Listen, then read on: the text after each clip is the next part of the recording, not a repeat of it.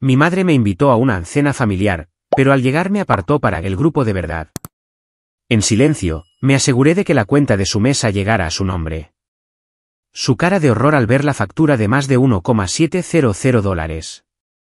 Mi nombre es Camila Morales y tengo 30 años. Sigo repitiéndome ese número porque todavía me sorprende lo rápido que una mujer adulta puede ser empujada de vuelta a la niñez en el momento en que entra en el mundo de su madre. Puedes tener tu propio apartamento, tu propio trabajo, tus propias facturas, y aún así, un solo mensaje de texto de la familia puede arrastrarte de vuelta al mismo viejo escenario, al mismo viejo guión, al mismo viejo papel para el que nunca audicionaste. La noche en que todo esto realmente comenzó, mi madre me había invitado a lo que llamó una cena rápida con la familia. Esas fueron sus palabras exactas. Cena rápida con la familia este sábado. Nada grande. Lo escribió en un mensaje de texto como si me estuviera pidiendo que recogiera leche de camino a casa. Me quedé mirando el mensaje durante mucho tiempo antes de responder. La última vez que nos reunimos todos, terminé pagando la cuenta entera. Casi $900 desaparecidos en una noche, y nadie ni siquiera parpadeó. Mi padre había bromeado, qué bueno que Camila no tiene hijos que alimentar. Y toda la mesa se rió como si fuera la cosa más graciosa del mundo. Yo no me reí.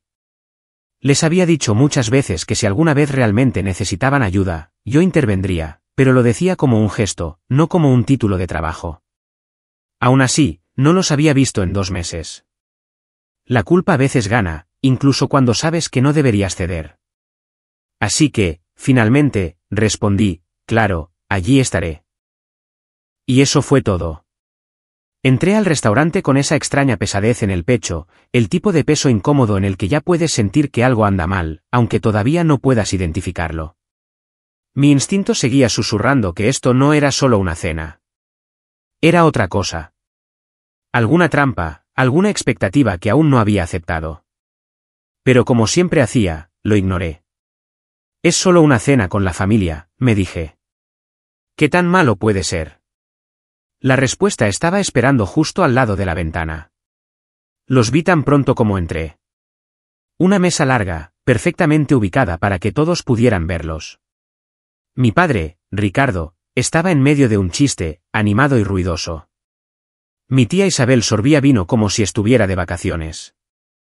Mi hermana, Valeria, se tomaba selfies con mi madre, Marta, con los rostros inclinados y los filtros listos. La única persona que faltaba en su pequeño momento perfecto era yo. O tal vez no se suponía que yo estuviera en la foto en absoluto. Me acerqué y saludé con un pequeño gesto. Esa cosa cortés y automática que haces incluso cuando no estás seguro de ser bienvenido. Mi madre se dio la vuelta, sonrió y luego señaló detrás de ella hacia el fondo como si estuviera asignando asientos en un autobús. Puedes sentarte allí. Necesitamos espacio para el grupo de verdad. Hice una pausa lo suficientemente larga como para ver si se corregía o decía que estaba bromeando. Ni siquiera se inmutó. Se dio la vuelta como si acabara de pedir una sopa. Las palabras quedaron suspendidas en el aire por un segundo, más pesadas de lo que sonaban. El grupo de verdad, y yo no era parte de él. Miré la mesa vacía en el rincón, a media luz, metida entre la puerta de la cocina y los baños. El tipo de mesa que le dan a la gente que no tiene reserva o que suponen que no se quedará mucho tiempo. Bien, pensé. Quieren tratarme como un plato de acompañamiento. Les seguiré el juego. Me acerqué, me senté sola y pedí un old fashion. Cuando el camarero regresó, le di una pequeña y fácil sonrisa que no coincidía con la forma en que se me apretaba el estómago. Luego lo llamé de nuevo. Esta vez deslicé mi tarjeta sobre la mesa y me incliné lo suficiente para que pudiera oírme por encima del ruido. Todo lo de esa mesa, dije, señalando a mi familia. Póngalo a cuenta de ellos. Lo mío es solo esta bebida. Sus ojos se abrieron por un segundo. Luego miró la mesa larga junto a la ventana y de nuevo a mí. ¿Entendido?, pregunté. Él asintió, con un atisbo de sonrisa formándose, como si ya supiera cómo iba a terminar esto y estuviera un poco emocionado de verlo. Los siguientes 20 o 25 minutos fueron como ver un circo desde el backstage. Se rieron, brindaron, pidieron de todo. Como si el menú no tuviera fondo. Mi tío Mateo pidió el chuletón. Mi hermana Valeria hacía malabares con 2 aperitivos diferentes a la vez. Mi padre pidió una botella de vino de $130 y la sirvió como si fuera refresco. Mi madre no paraba de llamar al camarero como si fuera su asistente personal. Ninguno de ellos tenía ni idea. Yo simplemente me senté allí, en mi pequeña mesa del rincón, sorbiendo mi bebida, observando, esperando. Entonces sucedió. Oí la voz de mi padre explotar desde el otro lado de la sala, aguda e indignada. ¿Por qué son más de $1.700? Las conversaciones a su alrededor se silenciaron. Mi tía Isabel se inclinó, confundida. Mi hermana Valeria se quedó congelada con el teléfono a medio selfie.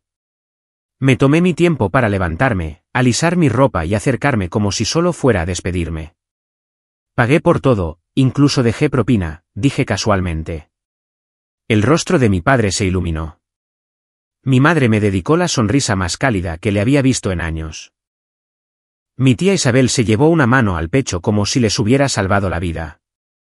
Por un momento, me miraron como si hubiera pagado su hipoteca. Les hice un pequeño gesto de despedida y salí. ¿Simple? Lo que no sabían era que el camarero todavía seguía mis instrucciones. Le había dicho que les llevara la cuenta de nuevo después de que yo me fuera. Ni siquiera llegué al estacionamiento antes de oír los gritos salir detrás de mí. Espera, ¿qué? Solo pagó por su bebida. Camila. Me subí a mi coche y me fui antes de que nadie pudiera alcanzarme. El aire de afuera se sentía más limpio que en meses. A la mañana siguiente, llamaron a la puerta. Un golpe seco, impaciente y demasiado temprano.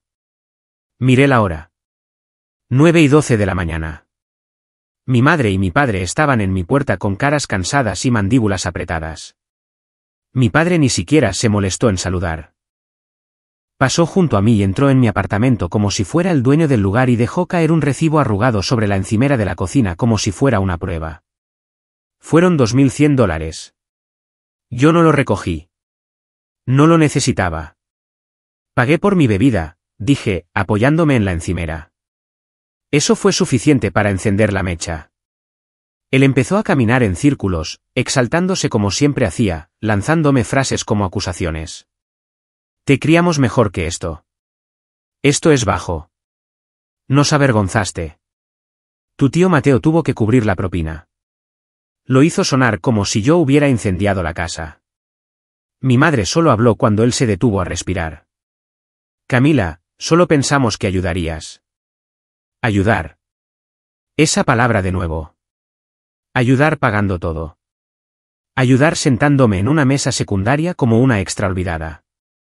Ayudar quedándome callada para que todos los demás pudieran comer, beber y reír sin pensar en quién cubría la cuenta. Los escuché hablar durante más de 1 hora. Apenas dije nada. Solo los observé de verdad por primera vez en mucho tiempo. Cuando finalmente se quedaron sin energía, miré a mi padre y le dije, estás enojado porque te traté exactamente como tú me trataste a mí. Eso lo detuvo por medio segundo. Su boca se abrió como si quisiera replicar, pero no salió nada. En lugar de eso, se dio la vuelta y salió furioso. Mi madre lo siguió, mirándome una vez por encima del hombro, como si quisiera decir algo, pero no lo hizo. Pensé que eso era el final durante unos 10 minutos. Entonces oí un fuerte crujido desde afuera. El tipo de sonido que te hiela el pecho antes de que tu cerebro lo procese. Corrí a la ventana y vi a mi padre trotando de vuelta al coche.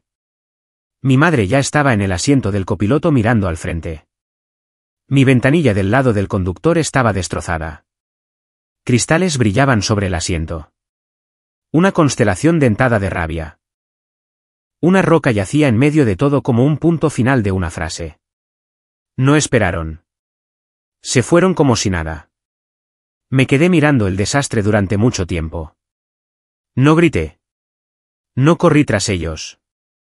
En cambio, volví adentro, abrí mi portátil y saqué la grabación de las cámaras de seguridad que había instalado el otoño pasado después de que me robaran un paquete. Allí estaba él, claro como el agua. Mi padre acercándose a mi coche, mirando a su alrededor, recogiendo una roca y lanzándola directamente contra la ventana. Guardé el vídeo. Luego, Presenté una denuncia policial. Le conté todo al oficial y le entregué la grabación. Me preguntó si quería presentar cargos o solo obtener una compensación. Dije que quería cada centavo de vuelta. Esa ventana no estaba solo rota. Era un mensaje, y este era el mío. Para el final de la semana, le costó $420. Sin seguro, sin excusas. Pagó. Pero mientras estaba sentada mirando la confirmación, me di cuenta de algo. Esto no se trataba solo de una cuenta de cena o una ventana de coche. Se trataba de la forma en que toda mi familia me había estado tratando durante meses, quizás años. Así que inicié sesión en la cuenta compartida etiquetada como gastos familiares. Durante 9 meses, había estado depositando $2000 al mes en esa cosa. Había comenzado después de que dijeran que estaban pasando por dificultades. Reparaciones, facturas, comestibles. Había aceptado ayudar temporalmente, creyendo que todos estábamos trabajando juntos, pero los números en la pantalla contaban una historia diferente. Juergas de compras, salidas casuales, pequeños lujos que no se parecían en nada a la supervivencia. Se me apretó el pecho, pero mis manos estaban firmes mientras movía el cursor. La cerré, bloqueé la cuenta, restablecí las contraseñas, eliminé todo enlace de transferencia, la dejé en 0. Luego cerré la sesión y cerré el portátil. 3 días después, mi teléfono comenzó a iluminarse. 15 llamadas perdidas de mi madre, 6 de mi padre, un mensaje de texto de mi tía Isabel diciendo, debe haber habido algún error. Mi hermana Valeria envió una sola línea. ¿Qué demonios, Camila? Puse el teléfono boca abajo sobre la mesa y respiré lentamente. Por primera vez en mucho tiempo, no estaba corriendo a arreglar nada. No me apresuraba a ser la responsable. Simplemente me senté allí y dejé que el silencio se extendiera. Algo se había roto. Y por una vez, estaba bien con dejarlo así. Una semana después de cerrar la cuenta de gastos familiares, mi vida se convirtió en una pantalla parpadeante de llamadas perdidas. 15 de mi madre, 6 de mi padre. Incluso mi tía Isabel lo intentó. Mi hermana Valeria envió esa línea perfecta. ¿Qué demonios, Camila? Vi cada notificación, observé cómo se acumulaban los números y aún así no respondí. Por primera vez, estaba dejando que su pánico se quedara exactamente donde pertenecía, con ellos. Luego, aproximadamente una semana después, aparecieron de nuevo. Esta vez, no hubo un mensaje de advertencia, ninguna solicitud educada, solo un golpe en la puerta que sonó más ligero. Cuando abrí, mi padre estaba sonriendo, realmente sonriendo, como si nada hubiera pasado. Mi madre sostenía una caja de pastelería en sus manos, del tipo que traía en las festividades. Había una suavidad en sus ojos que no había visto en mucho tiempo, pero no confié en ella. Entraron como si estuvieran subiendo a un escenario. Mi padre me abrazó en la puerta, dándome palmaditas en la espalda un poco demasiado fuerte, como si eso lo hiciera real. Mi madre colocó los pasteles sobre la mesa y comenzó a hablar de cuánto me extrañaban, de cómo las peleas familiares eran normales, de que no debíamos dejar que el dinero se interpusiera entre nosotros. Usó todas las palabras correctas. Perdón, unidad, empezar de nuevo. Todos hemos tenido una mala racha, dijo. Simplemente avancemos como familia. Mi padre asentía, añadiendo sus propias líneas ensayadas. Estábamos pensando que tal vez podríamos salir todos de nuevo. Solo una buena velada. Sin dramas.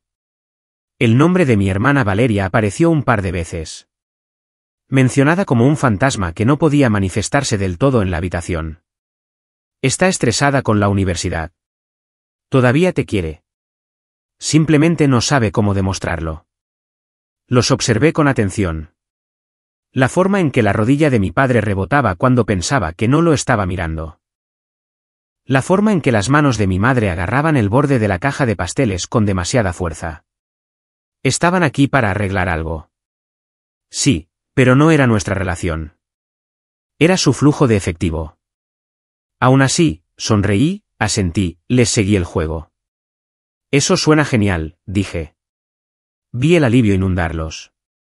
Mi madre se relajó. Los hombros de mi padre cayeron. Salieron de mi apartamento ese día, convencidos de que habían ganado. En sus cabezas, era simple. Un abrazo, unos pasteles, unas pocas palabras sobre la familia, y de repente todo volvía a la normalidad. Eso era todo lo que siempre quisieron de todos modos. Un botón de reinicio, sin rendición de cuentas. Así que, cuando sugirieron cenar ese sábado, acepté de inmediato. Incluso elegí el lugar yo misma. Un lugar caro, con candelabros que colgaban tan bajo que parecían susurrarte al oído. Un lugar que desde fuera parecía perdón. Llamé con antelación, me aseguré de que tendríamos una buena mesa, lo suficientemente privada como para sentirse importante. Tenía que parecer real. Llegó el sábado por la noche y llegué 10 minutos antes. Me vestí como a ellos les gusta verme, pulcra, tranquila, exitosa. Blusa blanca, reloj impecable, cabello arreglado, una sonrisa que no pertenecía a ninguna emoción real. Cuando entraron, todos se detuvieron para admirar el restaurante. Mi padre incluso soltó un silbido bajo. Los ojos de mi madre brillaban. Complacida. No hagamos eso como la última vez, dijo mi padre, dándome un codazo, convirtiendo el recuerdo de su crisis en un chiste. Sonreí. De ninguna manera, respondí. Nos sentamos. Pedimos vino. Los primeros minutos se sintieron casi normales. Mi madre dijo que sentía que este era un punto de inflexión. Mi tía Isabel, que se había unido a nosotros esta vez, no paraba de asentir a todo, como si acabara de salir de una sesión de terapia y quisiera puntos extra por estar de acuerdo con todos los sentimientos correctos. Mi hermana Valeria apenas levantaba la vista de su teléfono, excepto para poner los ojos en blanco al camarero o tomar una foto de su plato. No se contuvieron. Aperitivos para la mesa, filetes, mariscos, 2 botellas de vino. Mi padre hizo 2 brindis, ambos vagos y autocomplacientes, sobre la familia que se mantiene unida y supera los momentos difíciles. Mi madre no dejaba de lanzarme miradas a través de la mesa, esa expresión casi orgullosa, casi culpable, que nunca se convertía en palabras reales. Soporté todo como una actriz profesional, cumpliendo cada marca, asintiendo, sonriendo, riendo donde se suponía que debía hacerlo. Por dentro, contaba las bebidas, los platos, las botellas, los postres. Sabía cómo sería esa cuenta antes de que el camarero siquiera la imprimiera. Hacia el final de la comida, revisé mi teléfono y me levanté tranquilamente. Me está llamando mi novio, David, dije. Vuelvo enseguida. Nadie lo cuestionó. Mi padre simplemente agitó su tenedor como una bendición. Mi madre me recordó que no tardara mucho. Mi hermana apenas levantó la vista. Pasé junto a los baños, por el pasillo, y asentí al camarero, que ya tenía la cuenta en la mano. Intercambiamos una mirada, del tipo que decía que recordaba nuestra última actuación y estaba listo para la secuela. Luego me deslicé por la puerta lateral, caminé hasta mi coche y me fui. No necesitaba ver sus caras para saber cómo se desarrollarían los siguientes 10 minutos. El camarero llevaría la cuenta a la mesa. Habría una broma al principio, luego la broma se rompería. La sonrisa de mi padre se derrumbaría en ese familiar ceño fruncido. Mi madre preguntaría si había habido un error. Mi hermana Valeria acusaría a alguien de estar gastando una broma. A los números en la página no les importaría nada de eso. Cuando llegué a casa, mi teléfono ya estaba vibrando hacia el borde de la encimera. 40 llamadas perdidas, 4 mensajes de voz. El primer mensaje de voz era contenido. Camila, llámanos. ¿Ha habido algún malentendido? El segundo era más fuerte, más enojado.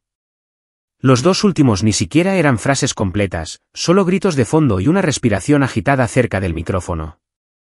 Mi hermana Valeria envió un muro de textos, saltando entre amenazas, culpa, súplicas e insultos como si estuviera girando una ruleta y leyendo lo que saliera.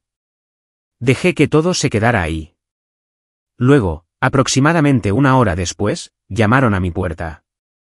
Esta vez, no hubo sonrisas, ni pasteles, ni líneas cuidadosas sobre la unidad. La cara de mi padre estaba roja cuando abrí la puerta. Los ojos de mi madre eran agudos. Mi hermana se abrió paso como si ella viviera allí. Nos humillaste, dijo mi padre de nuevo. Has cruzado la línea, añadió mi madre, con la voz temblando de ira y algo que sonaba casi a miedo. Mi hermana Valeria empezó a hablar y no paró. Me llamó mezquina, patética, infantil, me acusó de guardar rencor, de destrozar a la familia, de no entender lo que significaba la familia.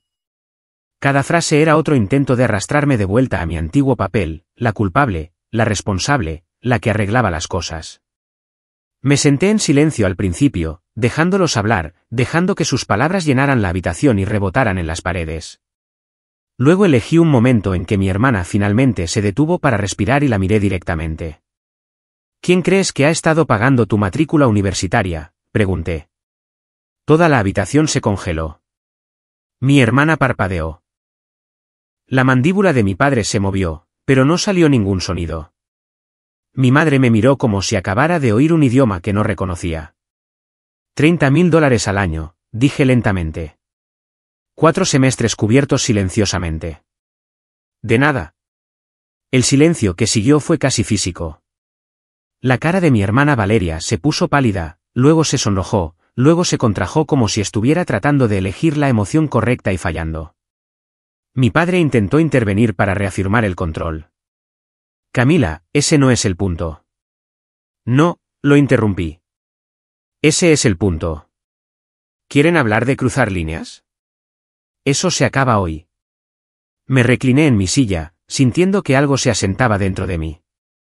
Las cuentas están cerradas, les dije. La matrícula, los gastos compartidos, el apoyo silencioso, todo. Si quieren que termine la universidad, resuélvanlo ustedes. Mi hermana Valeria parecía que quería gritar, pero no parecía encontrar una dirección a la que apuntar. Hacia mí por parar. Hacia nuestros padres por no decírselo, hacia sí misma por no haberse preguntado ni una sola vez de dónde venía todo ese dinero. Mi madre solo seguía mirando. Sus labios entreabiertos, su postura de repente más vieja, más pequeña. Nos manipulaste, dijo finalmente mi madre, apenas por encima de un susurro. Casi me reí. No, respondí. Solo aprendí de los mejores. Se quedaron otros 20 minutos tratando de torcer la narrativa, de negociar, de pintarme como la villana en una historia que ellos mismos habían escrito. En un momento, mi tía Isabel llamó, probablemente para tratar de calmar a todos, pero dejé que el teléfono sonara. Ya no me interesaba ser el proyecto familiar. Antes de irse, mi padre me señaló con un dedo como si estuviera lanzando una maldición. Esto no ha terminado. Asentí una vez. Lo sé. Cuando la puerta se cerró detrás de ellos, el apartamento se sintió diferente. No más silencioso exactamente, sino más claro, como si se hubiera levantado una niebla y todos los bordes afilados de la realidad fueran finalmente visibles. No me sentí triunfante. Ni siquiera me sentí enojada. Me sentí harta. Después de esa última cena, las llamadas no pararon. Si acaso, se intensificaron. 40 llamadas perdidas en una noche se convirtieron en 70 durante un fin de semana. Cuando llamar no funcionó, intentaron con mensajes de texto. Mi madre me escribió el lunes por la mañana. Dejemos todo esto atrás. Te queremos. Mi padre siguió con su propia versión. Todavía somos una familia. Necesitamos actuar como tal. Necesitamos. No tardó mucho en que el tono cambiara cuando no respondí. Para el martes, los mensajes se endurecieron. Estás haciendo daño a todos. Estás siendo egoísta. Otro de mi tía Isabel. Camila, no dejes que el dinero te defina. Como si ellos no hubieran hecho exactamente eso. Luego llamó mi hermana Valeria. Sin disculpas, sin charla trivial, sin preguntar cómo estaba. Fue directa al grano. ¿Ya arreglaste lo de la matrícula? No, dije. Colgó. Una hora después, recibí un largo correo electrónico de mi madre. Se suponía que era sincero. Escribió sobre noches sin dormir, sacrificios parentals, cuanto habían hecho por mí. Por un momento, casi lo creí. Luego, a mitad de camino, escribió una frase que me hizo apretar la mandíbula. Hemos sacrificado tanto por ti. Nos debes no abandonarnos ahora. Debes. Esa palabra se asentó en mi pecho como una piedra. Pensé en los meses que había estado pagando en esa cuenta compartida. $2000 al mes. Sin hacer preguntas. Comestibles, reparaciones, facturas. Eso es lo que habían dicho. Pero yo había visto los registros. En silencio.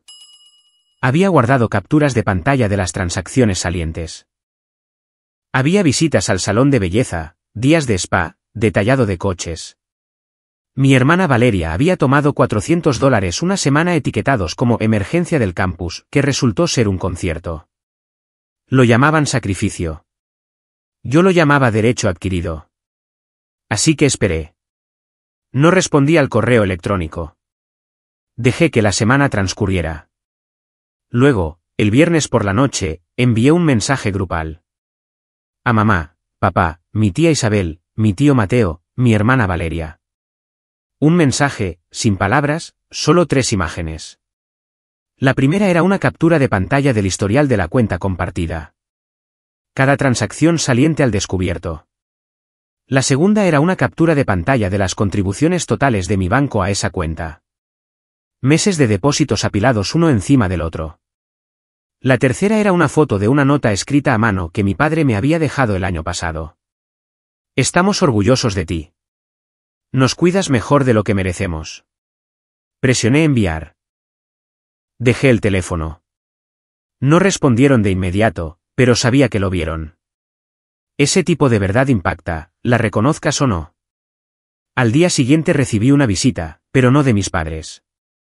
Era mi prima, Lucía, la que tendía a mantenerse neutral, la que no se apresuraba a tomar partido. Se paró en mi porche con 2 cafés en las manos y una expresión que parecía que acababa de salir de una casa en llamas. Están diciéndole a todo el mundo que estás teniendo un colapso nervioso, dijo tan pronto como entró. Que eres paranoica, que estás tratando de castigar a la familia. No reaccioné. Solo escuché. Mi madre intentó convencerme de que eras emocionalmente inestable, continuó. Pero he visto el historial de la cuenta. Sé lo que han estado haciendo. Nos sentamos en la mesa, con los cafés enfriándose entre nosotras, y hablamos durante aproximadamente 1 hora. No endulzó nada. Dijo que mis padres estaban en pánico, que mi hermana estaba furiosa, que mi tía estaba tratando de controlar la narrativa. Luego dijo algo que se me quedó grabado en la mente y se negó a irse.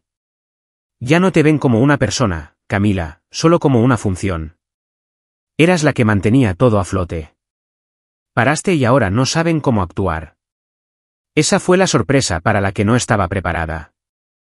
No solo que me usaron, sino que nunca pensaron que estuviera mal. En su mundo, yo no era una hija. Era un sistema, una proveedora, una solución. Esa noche, me quedé en la cama mirando al techo, pensando en cada cena, cada transferencia, cada momento tranquilo en el que me había dicho a mí misma que esto era simplemente lo que hacía la familia. Pensé en la roca a través de mi ventana. La forma en que mi madre había llamado al camarero como si fuera suyo para mandar. La forma en que mi padre había dicho, qué bueno que Camila no tiene hijos que alimentar. Como si mi vida fuera un recurso infinito y libre de obligaciones. Así que tomé una decisión. No en un momento dramático de película. Silenciosamente, metódicamente, de la misma manera en que una vez decidí ayudarlos. Decidí irme. No lo anuncié. No di un gran discurso ni escribí un dramático mensaje de despedida. Simplemente comencé a empacar en silencio, deliberadamente, como alguien que recoge pedazos de sí misma que había olvidado que tenía permitido conservar. Ropa, documentos, algunos libros que todavía me importaban, pequeños pedazos de mi vida que no estaban enredados en la obligación. Mi apartamento no era grande, pero de alguna manera contenía años de residuo emocional, regalos que nunca quise, recordatorios de cenas que me agotaron, baratijas navideñas que enmascaraban el resentimiento. Toqué cada cosa solo lo suficiente para decidir si venía conmigo o se quedaba. La mayoría se quedó. No le debía una despedida a nadie. No se la habían ganado. La noche después de la visita de mi prima, mi madre me envió otro mensaje. Una cena, sin dramas. Tu padre dice que está dispuesto a dejarlo todo si vienes. Lo leí 2 veces. Dejarlo todo. La forma en que alguien podría hablar de perdonar a un vecino que olvidó devolver una escalera. Como si él fuera el que ofrecía misericordia. Como si romper la ventana de mi coche y manipularme durante meses fueran cosas por las que debería estar agradecida de que ahora estuviera dispuesto a pasar por alto. Esa frase resonó en mi mente mientras llenaba cajas de cartón con mi vida. Ya no me enojaba. Aclaraba las cosas. 3 días después, firmé un contrato de arrendamiento en un nuevo lugar a cientos de millas de distancia, en un estado diferente, una ciudad más pequeña donde nadie conocía mi nombre y nadie tenía expectativas sobre mí. El apartamento estaba limpio, tranquilo, soleado de una manera que se sentía como una posibilidad. Me paré en el espacio vacío, escuchando el zumbido silencioso del aire acondicionado, y sentí que algo se aflojaba dentro de mí. Antes de irme, hice un último movimiento. Inicié sesión en el portal de la universidad donde había estado pagando la matrícula de mi hermana. No con orgullo, no con amargura, solo con finalidad. Cancelé toda contribución pendiente y me eliminé de todas las obligaciones futuras. Hice clic en retirar apoyo, luego lo confirmé. A continuación, inicié sesión en la cuenta del fondo de emergencia, la que había llenado silenciosamente cuando mi padre dijo que necesitaba ayuda el año pasado. $12.000 que había reservado para ellos para reparaciones, emergencias, dificultades inesperadas. No era un fondo de emergencia. Era una válvula de escape para sus gastos irresponsables. Moví el saldo completo a mis ahorros privados. No fue vengativo. Era mío. La mañana después de llegar a mi nueva ciudad, me desperté sin alarma por primera vez en meses. Sin culpa, sin teléfono vibrando, sin temor esperando detrás de una notificación. Me senté en el suelo con una taza de café, viendo la luz del sol derramarse sobre paredes nuevas y sentí una extraña calma. Más tarde esa tarde, mi teléfono vibró. No mi número nuevo, sino el antiguo que mantenía activo solo porque una parte de mí quería ver qué pasaba después. Apareció una captura de pantalla de mi prima Lucía. Era un mensaje de mi hermana Valeria en el chat grupal familiar. ¿Por qué mi matrícula no está pagada? Acabo de recibir una advertencia de la administración. Dicen que me darán de baja el próximo semestre si no se soluciona esta semana. Siguió otra captura de pantalla. La respuesta de mi madre. Camila debe haber hecho algo. Luego la de mi padre. Está haciendo esto para vengarse. Dejémosla disfrutar de su pequeña victoria. Lo resolveremos. Pero yo sabía que no podían resolverlo. No porque fueran incapaces, sino porque durante años habían construido un estilo de vida que dependía de mí. Ese SUV nuevo que compraron la primavera pasada, del que se jactaban. Había sido financiado en parte con fondos de la cuenta compartida a la que yo había estado vertiendo dinero cada mes. Su matemática ya no funcionaba sin mí. Matrícula, $30.000 al año. Seguro y gasolina del SUV, $900 al mes. Reparaciones, compras, cenas, conveniencia, imagen. Todo se había equilibrado porque yo lo equilibraba. Ahora se derrumbaba porque yo paré.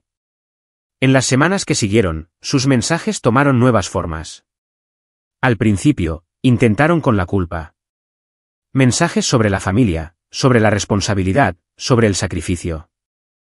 Cuando eso no funcionó, recurrieron a la ira, amenazas, acusaciones, declaraciones dramáticas sobre lo egoísta que era. Luego vino el silencio, y el silencio fue más ruidoso que cualquier otra cosa. En mi nueva ciudad, construí una rutina, un acuerdo de trabajo que se transfirió sin problemas. Una cafetería a 2 cuadras que aprendió mi pedido a la tercera visita. Largas caminatas al atardecer por calles donde nadie sabía de que me había alejado. Me sentí volver a ser yo misma. Incluso comencé a salir con alguien nuevo, un hombre llamado David, que era gentil, centrado, honesto. Le conté sobre mi pasado, esperando incredulidad o juicio, pero él solo escuchó y asintió como si tuviera perfecto sentido que alguien pudiera amar a su familia y aún así necesitar distancia. Por primera vez, no me sentí avergonzada de decirlo en voz alta. Ya no me escondía. Ni de mi familia, ni de mi propia historia, ni de mí misma. Pensé que cortar los lazos se sentiría pesado, como arrastrar cadenas detrás de mí. En cambio, se sintió como sacar una astilla que no me había dado cuenta de que me estaba envenenando durante años. El último mensaje que recibí de mi familia llegó 2 semanas después de mudarme. Era de mi hermana Valeria. Has arruinado todo. Espero que haya valido la pena. No respondí. El siguiente mensaje fue de mi madre. Una foto de la casa familiar con la leyenda, sigue siendo tu hogar si lo quieres. No lo era. Nunca lo había sido. La noticia comenzó a extenderse por la familia extendida. Algunos parientes me regañaron. Otros me sorprendieron. Mi tío Mateo, una de las únicas voces cuerdas, envió un mensaje privado. Hiciste lo que yo nunca tuve las agallas de hacer. No esperaba validación. Y cuando llegó, se asentó pesada pero honestamente en mi pecho. Esto no se trataba solo de mis padres. Se trataba de un patrón, de un sistema donde quitarle al hijo más responsable era tradición, no explotación. En cuanto a mis padres, volvieron a guardar silencio. No me engañaron.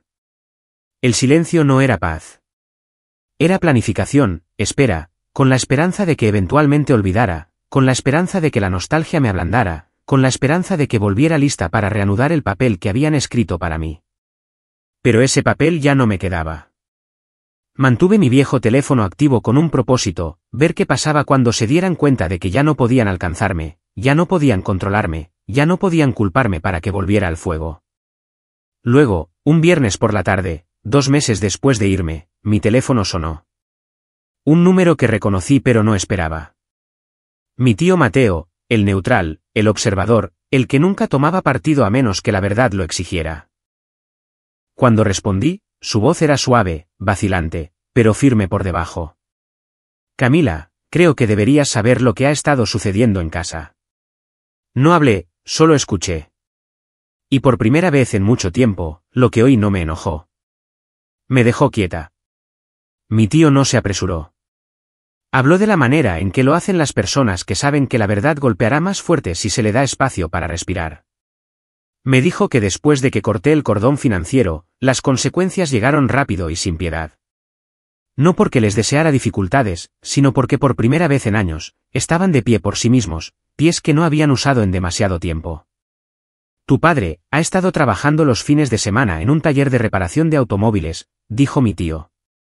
Turnos completos, sin atajos, sin presumir ante nadie. Simplemente trabaja.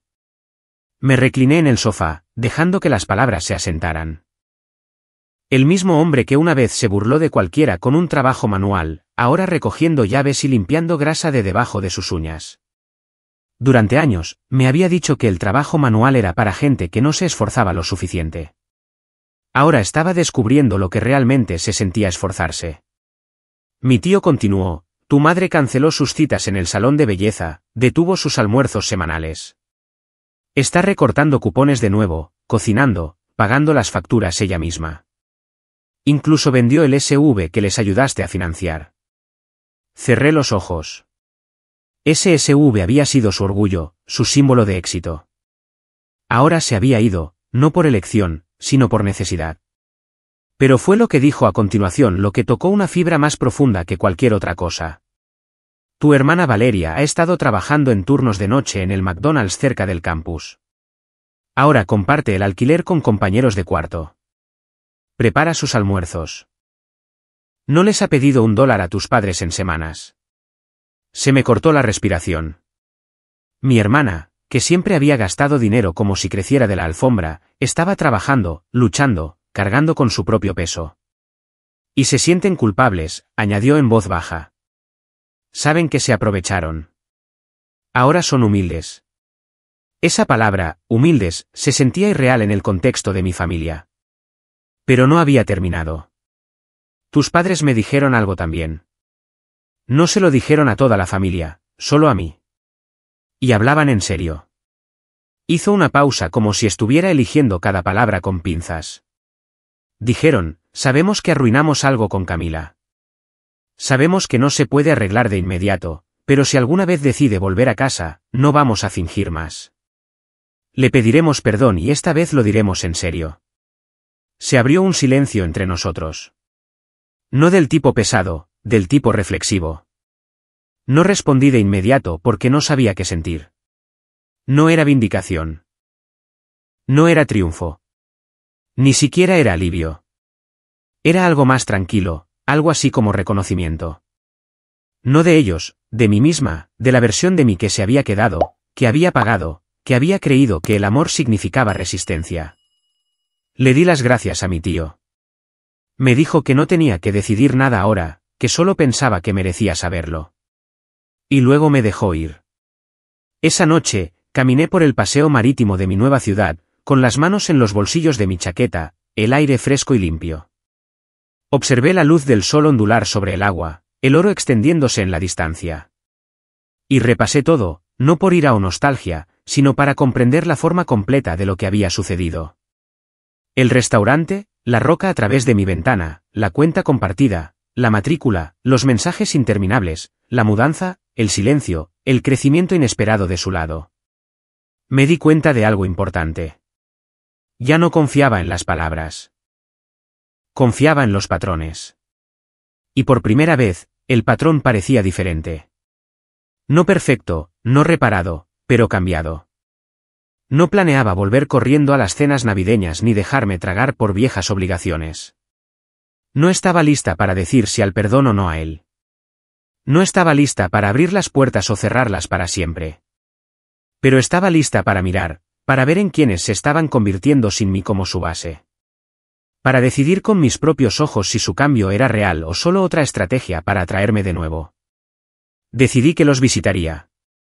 No para regresar, no para reanudar mi antiguo lugar, y no para darles consuelo, sino para observar, para medir su sinceridad, no a través de discursos, sino a través del comportamiento.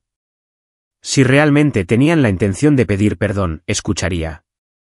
Si no habían cambiado en absoluto, me iría de nuevo, esta vez sin mirar atrás. Pasé esa noche en reflexión silenciosa, dándome cuenta de que a veces la distancia no es abandono. A veces es medicina, para ellos, para mí, para todos los lugares rotos donde el resentimiento había crecido como enredaderas. No odiaba a mi familia. Simplemente no confiaba en ellos. Y entre esas dos verdades, encontré una extraña y sólida paz. Así que empaqué una pequeña maleta de viaje. No como una hija que regresa a casa, sino como una mujer que elige sus propios términos. No sé cómo irá la visita. No sé si esto es un nuevo comienzo o la confirmación de un final. Pero volveré a escribir, porque si todo este viaje me ha enseñado algo, es que los finales no son fijos. Pueden cambiar. Pueden crecer. Pueden comenzar de nuevo de maneras inesperadas. Y a veces, la verdadera historia no comienza cuando te alejas.